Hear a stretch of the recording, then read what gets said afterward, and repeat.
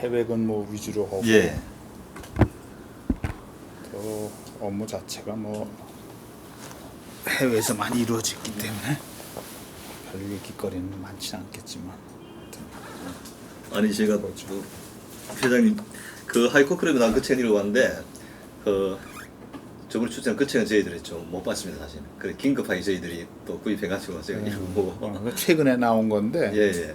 그게 조상행 씨라고 우리 입사 동기인데 예, 그 책은 읽어봤습니다. 조상행 씨 거. 예. 우리 김광민 회장께서 추천해 주셔가지고 한번 가져오셨더라고. 잘 됐네. 예. 거기에 좀 저 정치에 가시게 된 게 좀 잘 예. 나와 있고 전체적으로 정지영 회장님에 대한 여러 가지 그 분석이 아주 그 예리하고 또 객관적이고 아주 상당히 차원이 높더라고요. 근데 저희들이 이제 다행히 또 회장님처럼 해외 안 그래도 많은 분들이 이제 회장 많이 추천했습니다. 사실 이게 인터뷰를 하다 보니까 해외 어떤 사업들은 정말 뭐 본인 스스로 많이 뛰고 또 많이 입찰도 많이 참여하고 하시니까 그런 또 정보들은 또 회장님께 와야 또 정보를 정확히 얻을 수 있으니까. 제가 이번 인터뷰를 지금 한 11분 이렇게 회장이 12분째 하는데 저희들이 굉장히 그 애초 기획했던 의도보다도 좀 좋은 쪽으로 많이 흘러가고 워낙 적극적으로 협조해 주셔가지고 그럼 굉장히 좀 다행스럽게 저희들 생각하고 있습니다. 어차피 이 사업 요즘 이제 그 학문 분야 하나 중에 이제 우리 역사이라든지 이렇게 구술사라는 게 굉장히 또 다른 시각이 많이 이제 조명되고 있습니다. 특히 지금 우리 근현대사에서 가지고 현대라는 회사하고 또 아산 우리 창업자 어떤 그런 뭐 족적 발자취는 뭐 우리 삼성과 더불어 가지고 누구나 인정하는 그런 부분들이 있는데 그 대부분 초점들이 이제 우리 아산에다 맞춰져 있고 그에 대한 어떤 책들 굉장히 또 다양하게 또 많이 나와 있는데 이 자서전을 가지고 또 이런 사람이 또 이제 로포 작가들도 쓰기도 하고 했는데 좀 아쉬운 부분들은 우리 창업자도 굉장히 중요하지만은 그 창업자의 어떤 그런 생각이 들려 그러면 주변에서 같이 초창기부터 활동한 분들의 어떤 그런 이 뜻이라든가 생각 이런 것들이 종합 아우러졌을 때 소위 정주영이라는 한 인물이 객관적으로 조명받을 수 있다는 그런 인식에서 저희들이 이 사업을 추진하게 됐고 더 무엇보다도 이 돌아가신 한 12년 정도 지나다 보니까 그런 기억들이 점점 파편화되고 사라지고 없어지다 보면 나중에 뭔가 복원하고 싶어도 결국 자서전 하나로 우리가 해결해야 돼요. 그러면 굉장히 미완의 어떤 그런 하나의 어떤 사람 일대기가 성립될 가능성이 높다 해가지고 굉장히 좀 저희들은 굉장히 시급하다는 인식하에서 4월 1일에 이제 부산대학교 아산 리더십 연구원이 생기면서 전체적으로 이제 앞으로 이제 전집도 발간할 것이고 동시에 이제 같이 초창기 현대그룹 정말 어떤 초창기부터 같이 활동하시는 분들, 대장처럼 그런 분들의 어떤 생각들이 아우러져야 아마 후학들에게 저희들은 이게 단순히 일회성 어떤 그 사업이 아니고 정말 10년, 50년, 100년, 200년 지나더라도 그 영혼 남을 수 있는. 저희들 영상팀은 실제 서울에 계신 분들 직접 저희들이 좀 해가지고 왜냐하면 영상도 하나의 예술 분야이기 때문에 저희들 막 지금 할 수 있지만은 이제 그런 것이 아니다. 앞으로 100년, 200년 뒤에 이제 어떤 모습일지 모르기 때문에 그런 나름대로 또 사명감을 가지고 이 사업을 좀 진행하고 있습니다. 그래서 다행스럽게도 우리 그 회장께서 많은 협조를 해주셔가지고 저희들 애초 기획했던 것보다도 좀 좋은 방향 좀 많이 흘러가고 있어서 굉장히 감사하게 생각하고 있습니다. 또 회장님께서도 바쁘신데 또 흔쾌히 이렇게 시간 또 내주셔가지고 또 좀 이런 자료들이 좀 유용하게 잘 효율적으로 잘 쓰일 수 있도록 최대한 저희들이 잘 노력하도록 그렇게 하겠습니다. 그럼 저희들이 어떤 요 구술의 편의를 위해 가지고 일단 우리는 그냥 구술자로 부르고 저희는 면담자, 우리 창업자 이런 식의 용어를 통일해 가지고 좀 진행해 보도록 하겠습니다. 먼저 우리 구술의 개인 생애부터 좀 여쭤보도록 하겠습니다. 구술 유년 시절 특히 태어난 때라든가 고향 뭐 가족관 가정 형편에 대해서 좀 말씀 좀 해주시겠습니까? 그렇죠. 저는 저기 그 서울에서 태어났는데 우리 집안이 계속 서울 종로에서 과거에 그 뭐 상인 상점을 주로 이제 저기 옷감 신발 이런 거를 하는 집안이었어요. 우리 이제 할아버지 때가 네 분 형제가 있는데 저보고는 이제 그 상점을 하나씩 가지고 우리 제일 큰 집은 이제 서울 관철동 아주 서울 중심지죠. 거기가 이제 우리 큰 할아버지 집이고 그다음에 이제 분가를 해서 각각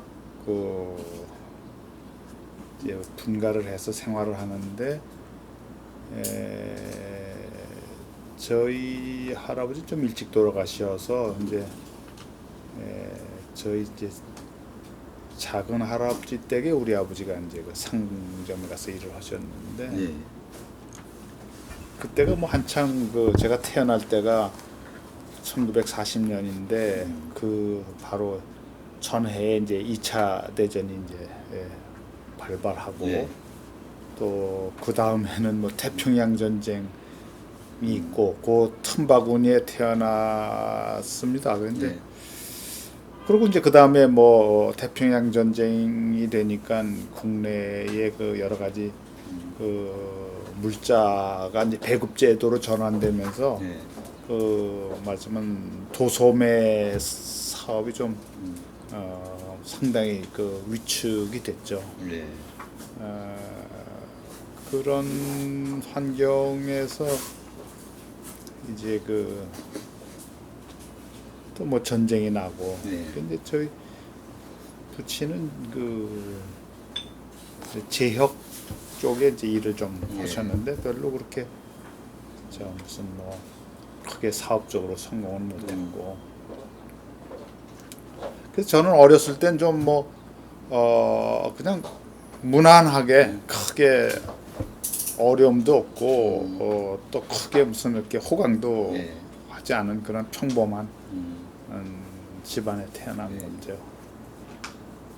대부분 구술자였던 그런 연배쯤 되면 대부분 유교라는 어떤 그런 크나큰 격동을 겪으면서 혹시 뭐 서울에 계셨기 때문에 좀 힘들지는 않았습니까? 근데 이제 우리는 뭐 그때 어렸으니까 그 유교 발발할 때가 이제 6살 응? 아니지 그러니까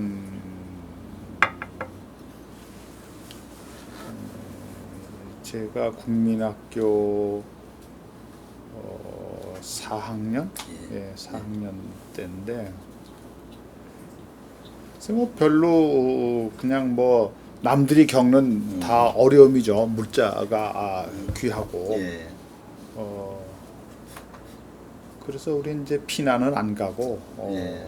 있다가 이제 일사후퇴 때는 이제 피난을 가고 또 이제 그 9.28 뭐 수복할 때 그 서울 폭격을 하면서 이제 우리 마을에 이제 우리 집이 이제 그때는 저 창신동에 예. 있었는데 그 지역 주변이 폭격을 많이 받아서 사람들이 많이 죽고 또 예. 다치고 하는 걸 봤고 또 우리 부친도 또 이렇게 화상도 좀 있고 뭐 그런 상태로 있다가 이제 피난을 가게 됐죠. 예. 그 피난 가서 이제 뭐 곧 한국에 오려니 하고 제가 학교를 좀 안 다녔어요. 네. 한 2년 동안 놀다가 이제 시골 학교에 들어가서 그때 5학년으로 들어가 가지고 이제 마치고 6학년 올라갈 때쯤 해서 이제 서울로 와서 이제 바로 학교를 또 못 들어가고 집이 그 반파가 됐어요. 새로 이제 우리가 살던 집이 그래서 그 집 뭐 고치는데 뭐 내가 좀 또 그때 집 고치는데 이제 많이 하고 그래서 국민학교를 조금 6학년 이제 좀 늦게 들어갔어요. 그래서 이제 그때도 뭐 중학교 이제 좋은 데 들어가려고들 공부도 하고 그랬는데 그냥 내가 뭐 사실 다른 애들보단 동년배보다 나이가 많아서 그런 면도 있고 네. 또 좀 또 뭐 공부를 그냥 그런 대로 하는 편이라서 국민학교에서 이제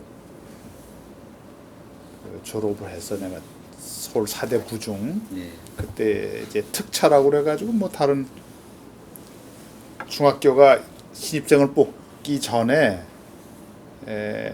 남자 120명, 여자 120명 뽑는 그 학교에 이제 들어가게 됐죠. 예. 그게 우리 국민학교 때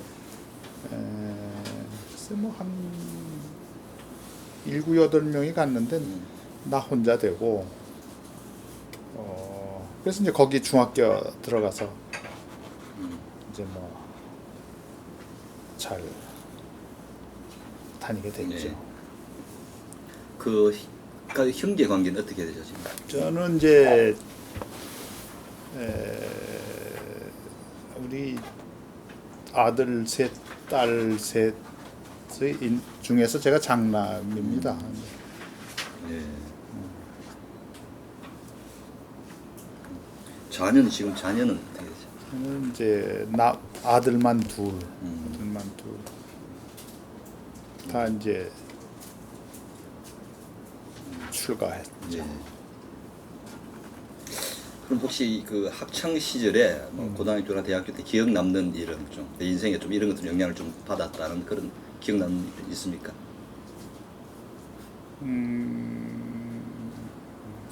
글쎄요.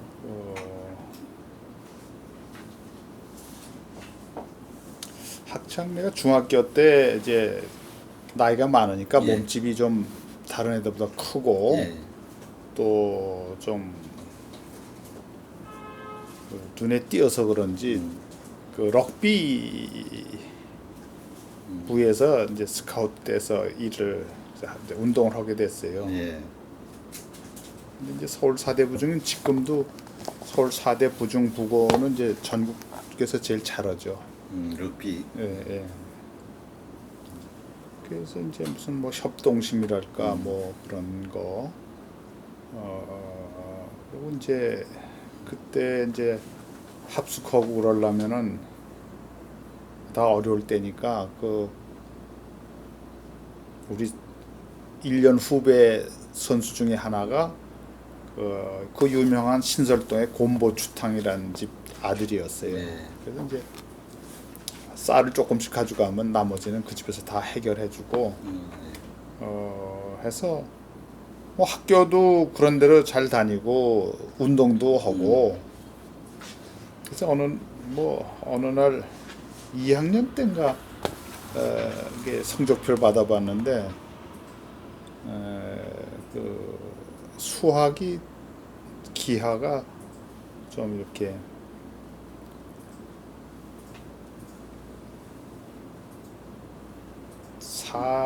300점 만점인데 100 몇 점이 나왔어요. 그러니까 한 100점이 이렇게 좀 덜 계산한 거야. 그래서 나 선생님한테 담당 선생한테 얘기를 했더니 뭐 계산 착오라고 그래가지고 사실 그때 이제 그 제대로 채점을 했으면 제가 그 전 학년에서 좀 이렇게 뭐 1, 2등 하는 그런 건데 그것 때문에 빠졌어요. 그런데 이제 그 이후에 그때도 뭐가 있었냐면 간부 학생 훈련 하계 훈련 프로그램이 있었습니다. 그래서 이제 각 중학교에서 뭐 조금 이제 선발된 애들을 이제 갖다 저기 지금의 오산 고등학교 오산 중학교인가 오산 고등학교 이제 뭐 하다가 이제 이렇게 뭐 훈련도 시키고 그러는데 거기 이제 2명 뽑는데 내가 갔어요. 그러니까 그때부터 조금 뭐랄까 그 나이도 있고 운동도 하고 또 공부도 그런 대로 하니까 조금 이제 그 눈에 띄는 활동을 했다고 봐야 되겠죠. 예. 그리고 뭐 고등학교 때는 뭐 저도 이제 뭐 그 과외 활동이 이제 사대부가 좀 다른 데보다 많아요. 그래서 과외 활동을 많이 하고 그 중에 이제 제가 스코필드 박사라고 우리나라 그 독립 그 저기 3.1 운동을 뒤에서 이렇게 여러 가지로 후원하시던 그분이 그 영어 성경 클래스를 운영을 했는데 거기 좀 제가 가서 영어를 좀 배웠고 그 영어를 남보다 이제 더 좀 빨리 예. 그 습득할 기회가 있어서 그다음에 군대 가서도 그 덕에 그 연락 장교를 했고 예. 또 그 연락 장교를 해서 습득한 영어를 어디다 써먹을까 하다가 당시 해외에 사업장을 가지고 있는 이제 현대건설에 제가 입사하게 됐죠. 예. 그럼 우리 구술자가 살아온 시대는 그야말로 대한민국 격동기라 할 수 있는데 6.25부터 일제치하부터 6.25 뭐 5.16 뭐 4.19 쭉 거쳐왔는데 그런 그 그런 시대에 대한 생각은 좀 어떻습니까? 근데 이제 저는 뭐 그 비교적 그 중고학교 대학교 때 그 학업보다 학업 이외의 활동을 이제 좀 많이 한 편입니다. 네. 심지어는 고등학교 3학년 때 다른 학생들은 입학 준비에 뭐 여름 방학을 이제 다 보내는데 저는 그 여름 방학 때도 이제 거기 이제 우리 학교에 기독학생회라는 데가 있는데 거기 멤버로 또 농촌 계몽도 가고 또 대학교 들어와서도 여러 가지 다양한 이제 과외 활동을 하다 보니까 그런 무슨 정치적인 문제 사회의 어떤 그런 그 부조리 이런 거에 대해서는 별로 이렇게 잘 모르고 또 뭐 부정적인 어떤 그런 거를 별로 못 가지고 있었어요. 실제 그 제가 1학년 들어갔을 때 이제 4.19가 났는데 그때는 결국 그거를 학생 운동이 그렇게 된 거는 그런 그 정치적인 그런 사회 그런 그 여러 가지 그 하자면은 부조리랄까 이런 거에 좀 깊이 있는 관심을 갖고 하는 사람 그런 상급성의 주도하에서 이런 게 이루어진 거 아니냐.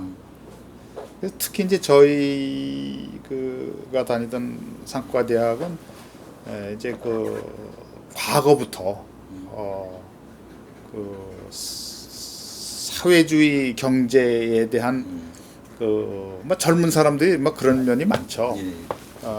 그래서 그런 그 전통이 있어서 그런지 그럼 어떤 좀 정치적으로나 경제적으로나 어떤 그 변혁을 좀 주도하는 그런 그 학생들이 도처에 있어요.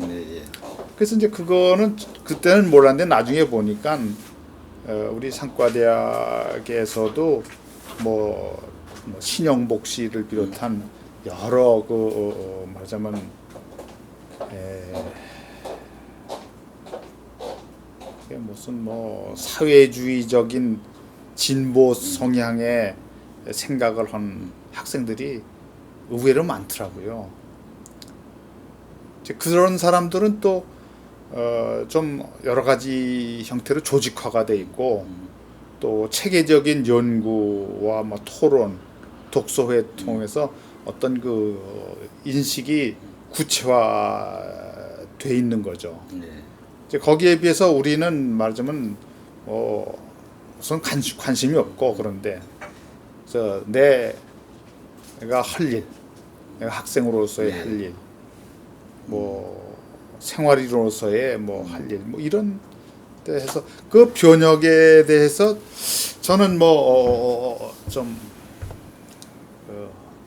나뿐만 아니라 대부분이 별로 그렇게 관심이 없어요. 그냥 뭐 학비를 어떻게 조달하느냐, 숙식을 어떻게 해결하느냐 이게 더 급선무고 그렇다고 보는데 또 그런 연유로 해서 저는 뭐 이제 산업계로 해서 예. 우리나라 산업화에 또 동참함으로 해서 내 갈 길을 갔고 내 막 국가와 또 민족에 대해서도 어떤 사람은 무슨 그런 어떤 그 사상적인거나 또는 뭐 학술적인거나 이런 또 민주화 쪽에 노력을 한 사람이 있는가 하면 우리는 이제 그런 데하고는 전혀 좀 성격상으로도 그렇고 그래서 저는 뭐 원만하고 온건하고 그런 쪽의 생활을 학교 생활도 그렇게 했고 사회 생활도 그렇게 해왔습니다. 예. 그럼 우리 구술자의 이 가치관, 삶의 좌우명 같은 게 있다면 어떤 것이죠? 좌우명은 전 그렇게 그 우선 좀 성실하게 살자. 그럼 무슨 말을 내가 이렇게 써놓고 좌우명을 하는 게 아니라 예. 생활 태도 자체가 예. 저는 좀 성실하게 살자. 그리고 좀 중용을 좀 지키자. 이제 어느 쪽에 치우치지 않는다. 그렇게 해서 뭐가 되겠다는 게 아니고 그렇게 하는 것이 나도 편하고 또 주변도 다 주변하고의 관계도 원만하고 그냥 성실하게 하고 그다음에 뭐 중용을 지키는 그런 생활 태도. 그러면 그 구술사께는 지금까지 꾸준히 하고 있는 취미 활동, 취미 생활 같은 게 있습니까? 취미는 뭐 책을 좀 즐기는 편입니다. 책을 좀 비교적 우리 또래에 비해서는 좀 많이 읽고 뭐 골프 좀 하고 그다음에 요즘은 이제 뭐 국선도 같은 거를 해서 정신적으로나 또 육체적으로 그저 원만한 그런 그 입지를 이렇게 유지해 나가는 셈입니다. 예. 그럼 이제 직장 생활에 대해서 좀 여쭤보도록 하겠습니다. 네. 우리 기록을 보니 1966년에 현대건설에 입사했다고 했습니다. 현대 첫 직장입니까? 네, 첫 직장입니다. 그럼 그때 공채로 들어갔습니까? 제가 공채로 들어갔는데 추가 모집 케이스로 이제 근무를 하게 됐어요. 예. 딴 사람보다 내가 한 달 반 정도 좀 늦었죠. 이 추가 모집이라는 것은 어떤 지금 공채를 이제 했는데 공채를 했는데 네. 이제 결혼이 생겨서 예. 이제 추가 모집을 했는데 그때 추가 모집 이유는 그 재무 쪽에 인원이 더 필요했던 것 같아요. 예. 내가 상과대학 나왔으니까 재무 쪽에를 이제 권고를 하는데 나는 인터뷰에서 나는 뭐 상과대학 나온 사람 많고 하나 막 상과대학 내고 영어 잘하는 사람은 없는데 내가 영어를 좀 활용하는 그런 보직이 원한다 그래가지고 그때 이제 외국공사부라고 그랬습니다. 예. 명칭이. 그래 외국공사부에 이제 근무를 하게 됐죠. 그럼 그때 현대건설에 입사하게 된 계획이 뭐 여러 회사가 있었을 거 아닙니까 그때? 입사의 계기는 무엇입니까? 입사 계기는 간단히 그때 당시 외국의 사업장을 가지고 있는 유일한 회사가 현대건설이었습니다. 다른 거는 뭐 전혀 고려하지 않았어요. 외국에 나가고 싶다는. 예. 근데 우리 기록을 보니까 이제 영어 통역 비서로 현대건설에서 일을 했다는 신문 기사가 있던데 그거는 처음에는 이제 그런 취지로 나를 데려가더니 예. 실제 우리 회장님이 뭐 그때도 그렇고 그 이후에도 누구를 이렇게 수행하는 거를 별로 달가워하지를 않으시더라고요. 아 예. 그래서 뭐 수행 비서라면 이제 쭉 이렇게 차에 붙어 다녀야 될 텐데 그런 거를 그때도 안 하시고 그 이후에도 누굴 데리고 다니지 않고 이제 물론 나중에 이제 뭐 그 활동 영역이 대폭 늘은다면은 수행도 했지만 그때 당시는 막 수행을 안 하시더라고요. 그래서 그냥 가서 뭐 거기 여자 비서 하나, 남자 비서 하나 있는데 그것도 제가 이제 가서 한 10개월 있다가 이제 바로 그때 이제 외자부, 그때는 이름을 수입부라고 그랬습니다만 이제 외국 자재를 수입하는 수입부의 그 담당 과장이 일본 동경으로 발령나서 그 공석이 돼서 제가 그 내려가서 이제 수입부 일을 보게 된 거죠. 네. 그럼 입사 당시에 어떤 그런 뭐 현대 물론 외국 근무 그것도 있지만 어떤 하여튼 목표라든가 안 그래 현대가 내가 이루어진 꿈 같은 게 있었습니까? 전 무조건 해외 나간다 그것이 1차 꿈이고 그다음에 어떻게 된다는 건 뭐 생각을 별로 안 했고 저는 어느 경우나 무엇을 하겠다 뭐 그기보다는 내 그때 주어진 일을 성실하게 올바른 방법으로 한다. 그리고 또 그 같은 팀이 서로 협력을 해서 한다 이런 생각을 가지고 했습니다. 그러면 그 이제 외국에 나간다는 것은 당연히 뭐 얘가 영어를 좀 하기 때문에 그런 의미 있지만 또 외국 나오면 여러 가지 어떤 뭐 인센티브라든가 좋은 점이 좀 많이 있었습니까? 그때 뭐 수당을 주는 건데 그때는 해외 나간다는 건 뭐 유학 가는 거 빼놓고는 뭐 기회가 거의 없죠. 비즈니스맨으로. 네. 그러니까 직장 소속으로 가는 경우는 아마 현대건설 빼놓고는 없었을 거고 저도 뭐 당연히 외국 유학을 가려고 이제 여러 가지 좀 뒤늦게 서둘렀지만 여러 가지 형편상 그게 무슨 장학금도 받고 또 좋은 학교에 가고 이런 거가 잘 좀 어렵더라고요. 그래서 그것보다는 아주 내가 현업 부서로 이제 가서 해야 되겠다 하는 게 있었고 또 한편으로는 제가 그때 서울대학교 행정대학원에 입학을 해놨는데 거기서 뭐 공부를 해서 또 잘하면 또 뭐 공직자의 길도 갈 수 있겠구나. 이렇게 한쪽에는 그걸 걸치고 현대건설에 들어갔는데 막상 현대건설 들어가니까 그 분위기가 우선 그렇게 이제 그 사실 내가 주간생인데도 이제 야간에 같은 강좌를 받아서 어떻게 해보려고 그랬는데 그게 쉽지 않더라고요. 게다가 우리 담당 뭐 또 과장이 또 엄격하기도 하고 그다음에 뭐 교통이 무교동에서 동숭동까지 가려면 뭐 버스를 2번 갈아타고 그리고 끝나고 나면 뭐 너무 힘들어서 그래서 그건 그냥 집어치고 현대건설에 그냥 올인 했다고 봐야죠. 예. 그럼 이제 현대건설 입사해서 제일 먼저 배치는 외국 공사부랑 그렇습니다. 주로 어떤 일을 했습니까 거기서? 그때는 이제 제가 66년도 입사인데 그 전해에 태국하고 월남에 현장이 이제 생겼죠. 네. 그래서 거기에 이제 인력과 물자가 이제 지원돼야 되는데 그때 이제 여러 가지 기자재 또 사람은 아니지만 기자재 보내는 거 하고 특히 이제 지금은 상상할 수 없는 얘기지만 그 한국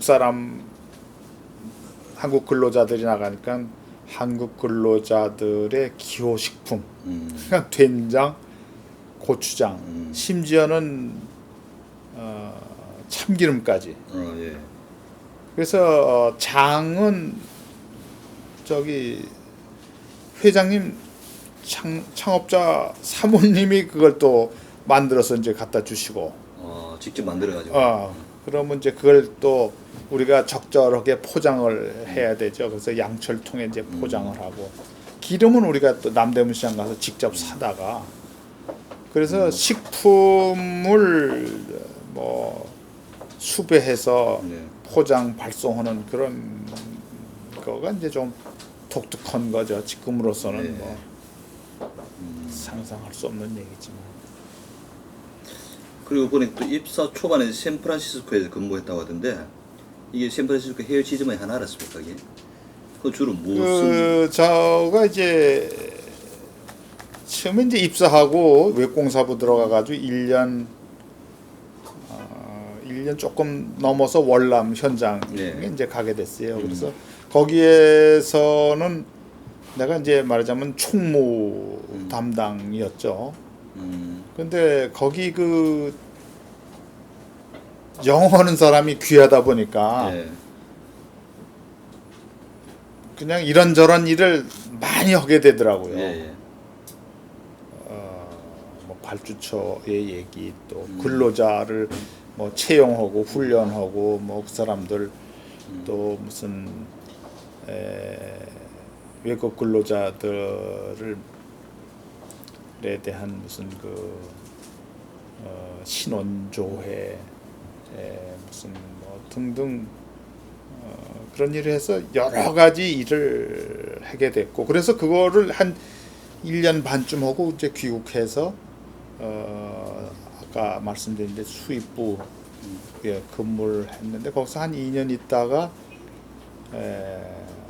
원래는 내가 괌 현장에 발령을 받았어요. 근데 괌 현장에서 내가 원래 이제 구매가 좀 전문이니까 이제 구매를 해야 되는데 그 괌의 공사라는 게 주로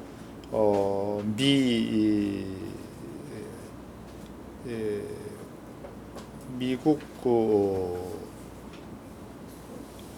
군 관련 시설, 뭐 숙소 뭐 이런 건데 그 미국 연방 정부 예산으로 하는 공사에 필요한 기자재는 전부 미국산을 쓰게 이렇게 그렇게 무슨 그때 무슨 정책이 그렇게 됐어요. 바이 아메리칸 폴리시라고 해가지고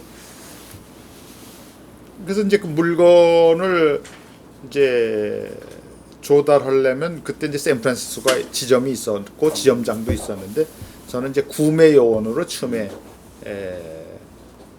이제 그 필요한 물자 리스트와 도면을 그 괌 현장에서 받아가지고 그 자료 구매 목록 참고 도면 이런 걸 이제 직접 가지고 샌프란시스코 가서 이제 그 거기에 필요한 그 개별 프로젝트에 필요한 외자재를 다 사고 그것이 대강 끝나면 또 다시 와서 다음 프로젝트를 하고 그랬는데 한 두어 번 그렇게 하다가 나중에 그냥 아주 거기에 상주하면서 하게 됐습니다. 예. 그래서 거기서는 근본적으로 구매가 이제 구매 사무소라고 할 수가 있죠.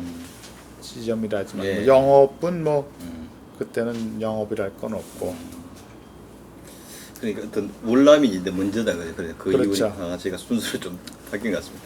그럼 돌아와서 그러면 1967년도에 이제 월남 캄난 주택공사 현장에 참여했다고 이렇게 기록에 나와 있습니다. 그때는 주로 어떤 일을 하셨죠 거기서? 아까 말씀드린 그런 위주로. 그런 뭐 예. 저 일반 관리, 총무 그러니까 거기 그 한국 근로자 예. 또 월남 근로자 뭐 합쳐서 수백 명 있으니까 그 사람들의 숙식, 의식주에 관련된 거 또 그런 특히 한국 근로자들의 를 이제 뭐 이제 받고 또 보내고 하는 거 그리고 이제 여기 또 좀 나옵니다만 그때 초창기에는 그 전화 예. 통신이 아주 그 없는 거죠. 현장을 새로 시작하니까. 예. 근데 우리가 하는 사업 자체가 미국 국무성 산하 일이기 때문에 그 전화 통신을 하려면은 그 미군 기지 예. 에 이제 저녁 먹고 가서 이렇게 불 켜 있는 사무실 있으면 들어가서 뭐 이러고 저러고 자기 소개를 하고 전화 좀 합시다. 그럼 그 전화를 하게 해주더라고요. 그래서 그때 뭐 전화뿐만 아니라 모든 통신, 또 물자, 또 무슨 뭐 식품 조달 이런 거가 이제 현장에서 상당히 중요한데 그거가 이 미군 뭐 부대의 협조를 많이 받은 거죠. 네. 그래서 뭐 통신이고 또 무슨 그 여행이고 이 덕을 많이 받습니다. 네. 우리 뭐 구석에 펴내놨던 그런 책을 보니까 월남에서 굉장히 경험을 많이 하는데 그 옆에서도 많고 특히 뭐 제가 감명 깊게 읽으면서 차를 잃어버렸는데 또 되찾아왔잖아요. 예. 사실 그때는 뭐 이런 베트콩이라든가 그런 데 가기 쉽지 않아요. 않습니까? 그 이동하기가. 근데 어려울 그거는 텐데. 지금 생각하면 그거 하면 안 되는 거죠. 그렇죠. 그건 하면 안 되는 건데 그때 그 당시 그런 마음으로 그때는 그렇게 복잡하게 생각이 안 되더라고요. 그러니까 이 전투와 전쟁은 젊은 사람이 해야 되겠더라고요. 막 따지지 않고 막 목적이 딱 서면은 가는 거고 또 윗사람이 또 이렇게 그 엄하게 하고 네. 또 나는 이제 군 근무를 했으니까 뭐 네. 상사 명령하면 뭐 그냥 막 하는 거고 그때 아이디어대로 하는 거고 위험이라는 거는 또 글쎄 위험이 없는 건 아니지만 글쎄 신호 없는 뭐 시내 교통 사고 위험 정도가 아니었나 그렇게 뭐 있는 건 위험이 베트콩에 위협이 있는 거는 사실이로되 그걸 의식해서 할 일을 안 한다 이런 거는 상상을 할 수가 없었죠. 그 예를 들어 창업자에서 그 차를 꼭 찾아와야 된다. 뭐 이런 언지를 준 거는 아닌데. 아니죠 뭐 그렇게 얘기까지는 안 하지만 뭐 우선 차가 없어진 거에 대해서 뭐 그때 차라는 건 큰 저기 그 재산 목록이니까 그 없어진 거에 대해서 책임감을 제가 느끼는 거죠. 그건 나중에 보니까 제가 관리하는 월남 직원의 소행이니까 또 제 직책도 그렇고 또 그 사람에 대한 책임도 그렇고 해서 그렇게 무슨 강요에 의해서 했다기보다는 상당히 좀 자발적이 겁도 나고 네. 이 또 내가 새로 근무지에 와서 이런 거 처리를 해야 되겠거니 해서 무난히 다 처리가 됐어요. 네. 이제 교육해가지고 비서실에 있다가 교육해서 이제 제가 복귀를 했죠 외국 공사부라는 데로. 네. 근데 거기 그게 이제 그 회장님과 같은 층에 있었는데 그 뭐 한 2달인가 있더니 글로 오라고 그래서 그때 전임 비서가 무슨 저기 배란간에 급히 고만둘 일이 있어서 급히 그냥 간 거거든요. 네. 그러나 비서실에서 뭐 영어 쓸 일도 없고 그러니까 영어 쓰는 대로 그냥 다시 외자부 같은 데서 이제 전부 외국에서 수입하니까 영어 쓰는 그게 좀 필요한 거죠. 또 보니까 68년도에는 또 경부고속도로 공사하는데 건설장비관에 대가 또 관여를 하셨던 것 같은데. 그러니까 그때 그 중요한 일 중에 하나가 고속도로 공사에 투입된 그 외국 장비 네. 이들의 필요한 수리 부속을 조달하는 거. 네. 그거 뭐 그게 이제 긴급 조달이죠 항상. 그래서 그 일을 많이 했습니다. 그래서 이제 그 일을 하면서 하나 덧붙이고 싶은 거는 그거는 시간을 다투는 일이고 네. 그 수입 절차가 아주 복잡해서 또 수입 추천을 받아야 되고 수입 허가를 받아야 되고 외환 사용 허가를 받아야 되고 신용장을 개설해야 되고 아주 일련의 수속 절차가 복잡하긴 반면에 현장에서는 막 숨이 넘어가는 거거든. 24시간 가동되는 때였으니까. 그래서 우리 수입부 직원들은 정말 일치 단결해가지고 그 일을 처리했는데 그때 당시에 다른 사업부의 동료보다 한 사람당 처리한 일의 양이 가장 많았지 않나 이렇게 생각합니다. 사무직으로서는 무슨 다른 무슨 뭐 격리라든지 또 무슨 영업이라든지 뭐 업무라든지 이런 데 비해서는 그래서 그런지 그 우리 팀에서 나중에 그 CEO가 아마 제일 많이 나왔던 것 같아요.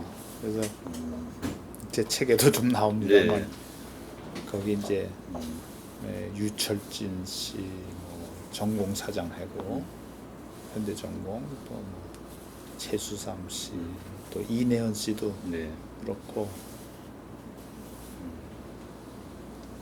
그래서 아주 그 초장에 월남 가서 좀 그 현장에서 좀 강훈련을 받았고 또 여기 서울 와서 또 외자부에 가서 또 이 일을 또 많이 하게 됐는데 그래서 그땐 전 또 뭐 나중에 보니까 뭐 폐까지 나빠지고 좀 고생 좀 했죠. 그래도 이제 그 다 이렇게 극복을 하고 이제 그 다음 중요한 거가 이제 그때 괌 해외 사업장 이제 제가 필요하다 그래서 글로 가게 됐습니다. 그 경부고속도로 공사할 때 외국 장비를 구입한다는 그 당시로서는 굉장히 규제라든가 절차라든가 시간이 굉장히 꽤 오래 걸리는 일들이었는데 그 빠른 시간 내에 해결할 수 있던 뭐 비결은 어떤 것이 있을까요? 그러니까 뭐 그때는 그런 외국 장비에 무슨 대리점이 한국에 다 와 있었고 또 장비라는 거는 뭐 주문 생산이 아니고 있는 거 그냥 가져오는 거니까 그렇게 뭐 어려운 거는 없다고 봅니다. 좀 우리가 현대건설이 그때 여러 한국 건설회사들이 고속도로 공사에 다 참여를 했는데 뭐 여러 가지로 어려움을 겪었다고 그러는데 비해서 그 현대건설은 상당히 뭐 저 성공적으로 수익을 냈다고 그래요. 그 이유가 그런 신장비, 그 최신 신장비를 갖다가 과감히 도입해서 그 물량을 처리한 거라고 보여지는데 문제는 그런 고급 장비를 이렇게 그 써본 경험이 부족한 데다가 돌관공사 위주로 그냥 밀어붙이니까 그 기계가 못 견뎌나는 거예요. 그냥 적당한 뭐 주유도 하고 냉각수도 갈아주고 세척도 하고 닦고 조이고 뭐 이런 거를 제대로 안 하니까 뭐 큰 부석이 막 그냥 부러져 나가는 거죠. 그런데 그때 이제 매주 그 창업자께서 이제 현장 가서 회의를 하다 보면은 이제 공사 물량 보고 받을 때 모자라면 왜 모자라냐? 그 뭐 기계가 뭐 고장 났다. 고장 났다는데 그 다음에는 그 부속 청구했느냐? 청구했습니다. 그럼 이제 그 다음에 이명박 그때 부장인지 차장인지 그 저기 서빙고 공장장을 했으니까 그 주문했느냐 이렇게 또 물어보는 거예요. 주문했다 그러고